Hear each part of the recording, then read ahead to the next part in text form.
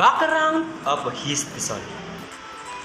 HISTOSOL is the one of the 30 soil groups in the Food and Agriculture Organization's classification system, FAO. Low density. Acidic soils with a high concentration of organic matter are known as histosols. They are the most commonly soil in northern Finland, western Scotland, central Canada, and Russia east of the Urals. They are formed primarily in cold climates and under waterlogged conditions. They can also be found in Ireland, Angola, Bangladesh, and Guyana's bogs and marshes. Histosols are thought to cover slightly over 2% of the Earth's continental land area, with 80% of that in cold or boreal climate zones. The frigid environment, waterlogging, and low fertility limit their agriculture usage. Histosols are defined by organic materials that cover at least half of the top 80 cm, approximately 2 feet of the soil profile. If the organic materials show little or no decomposition, they are classified as fibrous. If the organic materials are substantially degraded, dark in color, and difficult to drain, they are classified as steril. They are identical to the United States Histosol order in everywhere. Base dun sa mga binasa ko, na ang histosol daw ay isa sa 30 pangkat ng lupa sa sistema ng pag-uuri ng Food and Agriculture Organization, FAO.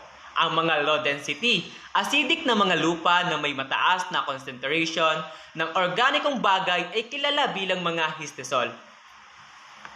Ayon pa nga na ang mga histosol ay tinutukoy ng mga organikong materials na sumasakop sa hindi bababa sa kalahati ng tuktok na 80 cm o humigit kumulang na 2 talampakan ng profile ng lupa. Kung ang mga organikong materials ay nagpapakita ng kaunti o walang pagkabulok, ang mga ito ay inuri bilang fabric. Kung ang mga organikong materials ay lubos na nasira, madilim ang kulay, at mahirap maubos, sila ay nauuri bilang terik. Ang mga ito ay magkapareho sa pagkakasunod-sunod ng histosol ng Estados Unidos sa lahat ng paraan. Dumako naman tayo sa mga karakteristik ng histosol. Physical characteristics. Fibric histosols are loosely packed in their natural state with a bulk density that is typically between 0.05 and 0.15 mg/m3. Surface tiers of ambrogenous forest peat contain more mineral ash than the subsurface layer and are slightly denser. Reclaiming peat formations acquire a high bulk density. After a few years of consolidation and decomposition of the peat, the specific gravity of the organic soil materials with a low content of mineral constituents less than say 3% by weight is nearly always close to 1.4 mg/m3. It follows that the total pore fraction histosols exceeds 0.9 m3/m3. Skeletal subsurface tiers consist for only 5 to 10 volume percent of solid matter. Dumako naman tayo sa chemical characteristic. Chemical characteristic. The wide variation in the physical characteristics of histosols is matched by an equally wide variation in chemical soil conditions. Chemical rich eutrophic low moor peat may have a field pH over 6, whereas rain-dependent raised bogs are poor in plant nutrients and have a field pH values that are typically between 3 and 5.5. Extremely acid histosols with a field pH value around 2 have been observed in coastal regions where pyrite containing peats, bogs, were drained alkaline peat. field pH around 7.8, has been reported from the Maldives. The organic fraction of peat consists of lignin, cellulose, hemicellulose, and small quantities of proteins, waxes, tannins, resins, soberin, etc. Umbro genus most peat in temperate climates consists largely of cellulose, whereas peat from deep lowland peat formations in Indonesia and Malaysia consists for 2/3 of lignin, with cellulose or cellulose, hemicellulose accounting for only 1 to 10% of the dry sample weight.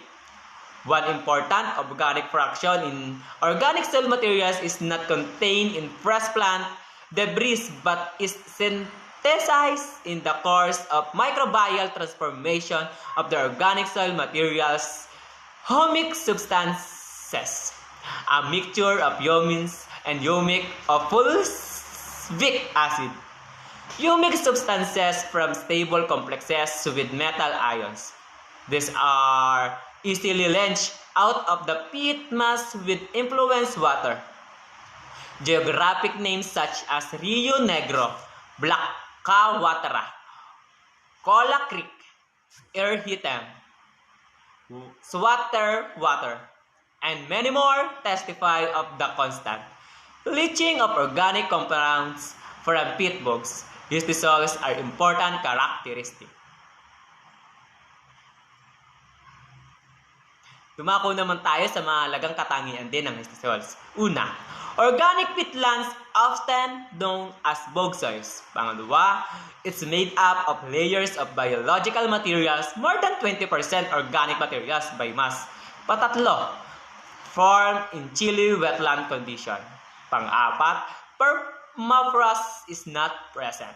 Panglima, mostly found in location with high latitude or other marshy wetlands.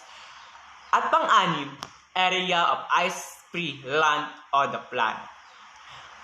Para maintindihan ng lubos ay aking papaliwanag. Una, ang mga histosol ay mahalagang katangian. Organic peatlands kadalasang kilala bilang bog soil.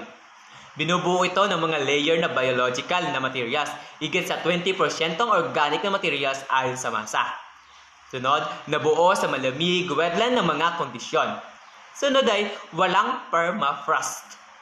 Tapos, kadalasan ay matatagpuan sa mga lokasyong may mataas na latitude o iba pang marshy wetlands. At ang panghuli ay, ito ay nakikita sa mga lugar na lupaing walang yelo sa planeta. Factors affecting cell development. Histosols form in settings such as wetlands, where restricted drainage inhibits the decomposition of plants and animal remains, allowing these organic materials to accumulate over time. Histosols are formed under waterlogged conditions, typically of peat bogs, moors, and swamps. Under such conditions, the accumulated tissues of dead plants and animals and their decomposition products are preserved, resulting in soil of high organic content. Histosols have formed under saturated conditions where the soil is saturated or nearly saturated with water most of the year. Places where to find soil. Histosols are found at all altitudes, but the vast majority occurs in lowlands. Common international names are peat soils, muck soils, bog soils, and organic soils. Histosols occurs extensively in boreal Arctic and subarctic regions. Elsewhere, they are confined to poorly drained basins, depression swamps, and marshlands with shallow groundwater, and highlands area with high precipitation or evapotranspiration ratio. Histosols that form in organic soil material under the permanent influence of groundwater occupy the lower parts of fluvial, lacustrine, and marine landscape, mainly in temperate regions. Histosols are low density acidic soils with a high proportion of organic materials formed mainly in cold climates and under waterlogged conditions. They are the most common soil in northern Finland, in western Scotland, in central Canada, at least, and east of Urals in Russia. Most histosols occur in Canada, Scandinavia, the West Siberian Plain, Sumatra, Borneo, and New Guinea. Smaller areas are found in the other parts of Europe, the Russian Far East, chiefly in the Khabarovsk Krai and Amur Oblast, Florida, and the other areas of permanent swampland. Fossils histosols are known for the earliest extensive land vegetation in the Denovian. One important is used as a growing medium, often potting soil. The histisols landscape are the first drained and the muck mined, as you would mine gravel from the gravel pit. The muck is then filled up with the huge piles to dry. Histisols have many uses, although most remain today in undrained wetlands. Here they serve as important habitat for wetlands, plants, animals, and serve as carbon reservoirs. Nonetheless, humans have found ways to drain such wetlands and use the histisols. Usually, this involves digging deep drainage ditches, installing underground drainage tile, perforated pipes into the muck, and then the pumping water from the drain tile into the ditches